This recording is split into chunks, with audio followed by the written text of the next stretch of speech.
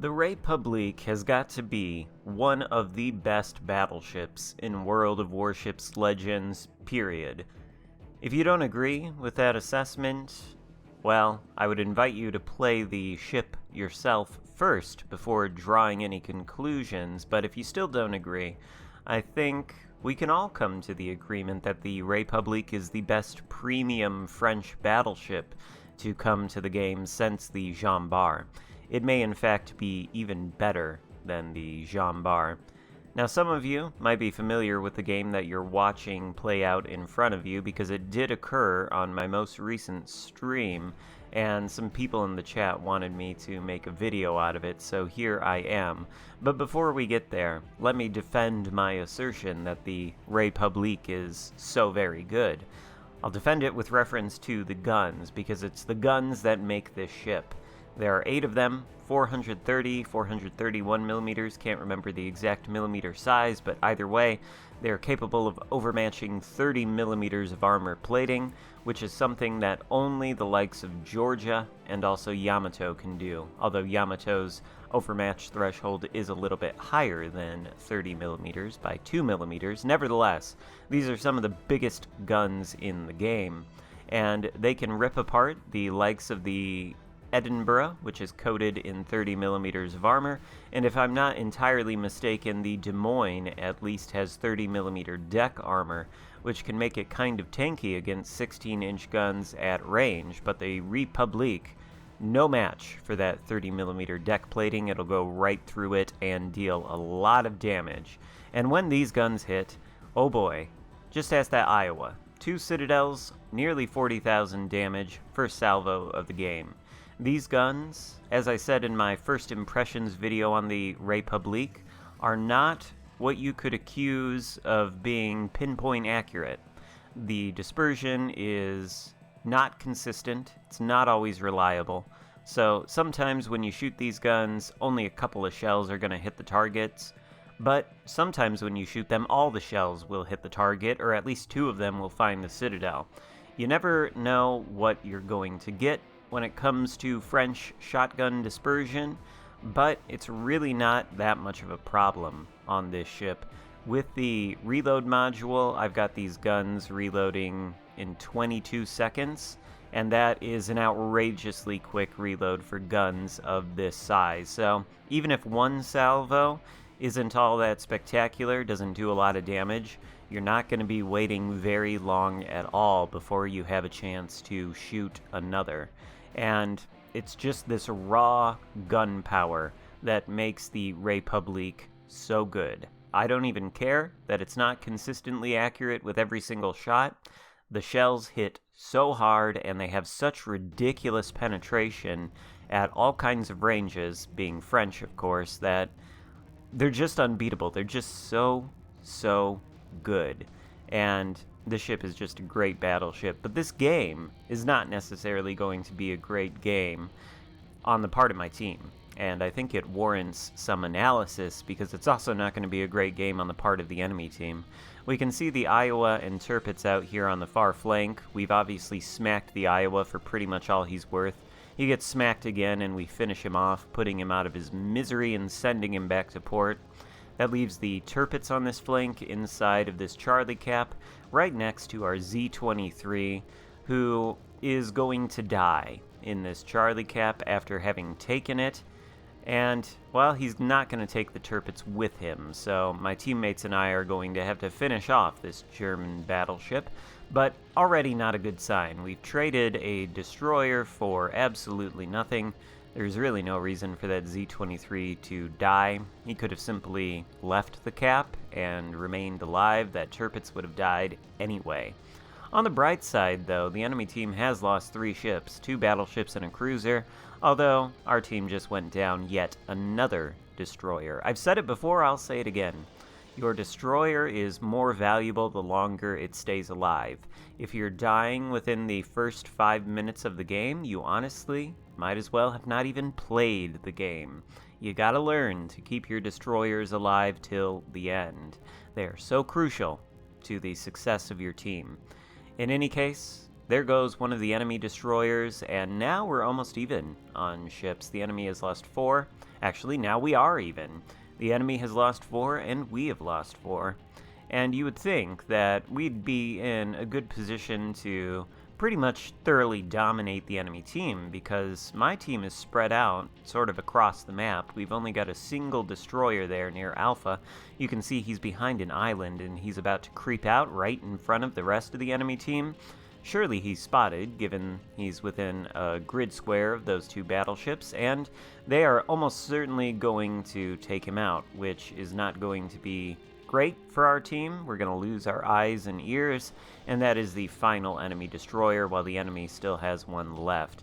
Bismarck there is, of course, shooting at our destroyer, so we're going to shoot at the Bismarck as he gets spotted. The Lightning gets spotted a couple feet in front of us, or a couple kilometers, which is kind of terrifying, so we immediately start with the evasive maneuvers. Guns about to be reloaded. Our secondaries are in range to fire, so we switch on the enhanced secondary consumable as the Lightning smokes up, and we hit the Lightning pretty good there for a couple chunks. We're switching to the HE, banking on the quick reload of our guns. Here comes the Lightning's torpedoes, but that's only 4 of them. He's still got 4 more left. They all almost managed to tag us in the stern there, but it's okay. Because of the smoke screen that the Lightning laid, it broke his line of sight to us, and he can no longer see us. So if he wants to launch his other 4 torpedoes, he's gonna have to launch them blind for now. And meanwhile, we're gonna push a little closer to the smoke screen while turning our guns to the other side of our ship, basically changing our course by 180 degrees on the off chance he did launch the rest of those torpedoes. Well, they won't be going in the right direction if he did. We get spotted again, most likely due to the Lightning smokescreen dissipating and the Lightning regaining vision on us, but we are going to turn away. We don't want to turn into the direction of the map where the Lightning is. We want to turn away from it so that we're sailing away from his torpedoes. That's going to make it a lot harder for those torpedoes to hit us, and we've got the Kansas and Bismarck out here somewhere. So we launch the HE that was meant for the Lightning at the Kansas. Doesn't do much, but keep in mind the HE on the Republique is actually quite good, with an alpha strike of 6k and a whopping 48% fire chance. It is very good to use against bow-in battleships in protracted engagements or against destroyers. And the Lightning, feeling somewhat suicidal, I guess, decides to shoot at me, or maybe that was a calculated risk on his part, because he is able to go dark almost instantly, which must have meant he was on the edge of his own firing range, so that's cool. But bad stuff is happening to my team. We've only got 3 ships left and the enemy has 5. This game started off looking pretty decently okay, and we managed to wrest very early cap control from the enemy team, which is going to end up paying dividends in the end. But the fact that all of our destroyers essentially suicided instantly has put us in a bit of a predicament, where we've still got an enemy destroyer to deal with, and as we've seen, that Lightning certainly knows what he's doing, so he's not going to be a very easy customer. Meanwhile, we're sort of waiting for the Kansas to turn broadside, trying to lead him as he does. We nearly get the perfect lead, but we don't quite hit him in the center of the ship, and we aren't able to get a citadel, although we do chunk him pretty good. For whatever reason, our last remaining cruiser is deciding that the battle is over for him. He'd like to go out right in front of the Kansas and the Tirpitz and be taken out. He has a Minotaur. He does get the Confederate medal, so I guess he's been doing something this game, but I think he's going to end up going down. There we get to strike the Citadel on the Kansas, and we also get 4 full penetrations at the same time, bringing our damage done total over 100,000. There's a Maine sitting out there in the distance. He appears to be stationary, considering shooting at him, but also considering keeping our guns silent so we can go dark. We do elect to shoot at the Maine, though. He's bow on to us. We're not expecting a whole lot. And he is sort of in a bow-tanking, stationary fight with our last remaining battleship teammate. Appears to be shooting HE at him, so he may very well be able to burn our last battleship teammate down. Meanwhile, the Minotaur is doing better than I guess I gave him credit for. He's still alive. He's still trying to farm this Bismarck, who is not quite giving the angle he really should be. Of course, he does manage to get away from it. Our shells sort of fall a little bit short on his ship, hitting the stern. Didn't quite lead him enough there, but we do take out one of his turrets as he smacks that Minotaur for pretty much the rest of his health. Trying to line up that shot again, get these shells up into his superstructure here, and hope we can chunk him pretty good. Meanwhile, we're broadside to the main, which is not ideal. We're gonna have to turn our ship here. I was a little bit frustrated the entire time I was playing this game because for some reason I chose gyrating drill bits on my commander build, which is not something I would necessarily recommend for this ship. Even without gyrating drill bits, the alpha strike on this armor piercing is like 14,000, which is more than enough when you get citadels. Gyrating drill bits, I think you can get it up to about 15k, but the problem is you lose 10% of your speed, and I think the speed is part of what makes this ship so good. It's fast, of course, because it's French, and it's got an engine boost, and that allows you to get around the map and position in good places very quickly if you utilize that speed. Of course, with gyrating drill bits, that speed is massively reduced, and the ship can feel kind of sluggish. So really, I don't recommend gyrating drill bits on this. I think you should take advantage of the speed because it's one of your advantages. And here you can see the HE and store a little bit for this main. It's able to take him out for our second kill of the game. We're now up to 130,000 damage done. We've still got the Kansas, Tirpitz, Lightning, and as of yet, an unidentified enemy cruiser to take care of.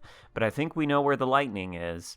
Well, the Vladivostok certainly knows if he didn't know before. The Bravo cap is contested by the Lightning, and the Lightning's torpedoes, well, they don't manage to dev strike the Vladivostok, so that's good. Our teammate's going to live for a little bit longer now. We are trying to get ourselves into a position on this map where we can hopefully get some broadsides on some of these enemies. Bismarck is pushing in. That Minotaur, I apologize for criticizing him earlier. He is still alive. Well, now he's dead, actually, so that just leaves me versus the Bismarck, Kansas, unnamed cruiser, and Lightning. Lightning is in Bravo. Bismarck is directly behind me. The enemy has 660 points, or 658 rather, to our 660, and once the Lightning takes that Bravo cap, they are going to be able to overtake us on points. So what do we do here? This game looks like it could potentially be lost. At least that's what I was thinking at the time I was playing it, but no. There is still a route to victory. And because I have played this battleship rather passively in this game, and kept myself safe, not taken too many damage, saved my hit points till near the end here, well, I've got a better chance at winning than I otherwise might. And there we are able to get, I think, a second fire on that Bismarck, which he shouldn't be able to damage con, or actually he has damage conned it, but there are less than 2 minutes left to go in this game, so we really can't bother with stacking dots. We switch back to the AP as we lose sight of the Bismarck coming around this island. We're wary that torpedoes could potentially come through that gap from the Lightning, so we are not going to go through that gap. Instead, we are going to turn straight in toward the Bismarck. This will have the added benefit of putting the island over here to the left of the screen between us and the rest of the enemy team, Tirpitz, Lightning, and unnamed cruiser included. That will make it a 1 versus 1 fight with a Bismarck, which is good for us because we can absolutely trash this Bismarck, especially when we're in close range and the somewhat questionable dispersion of our armor piercing doesn't matter. We'll be able to sink it into his superstructure and penetrate for massive damage, and we'll be able to do damage even easier if the Bismarck wants to give broadside.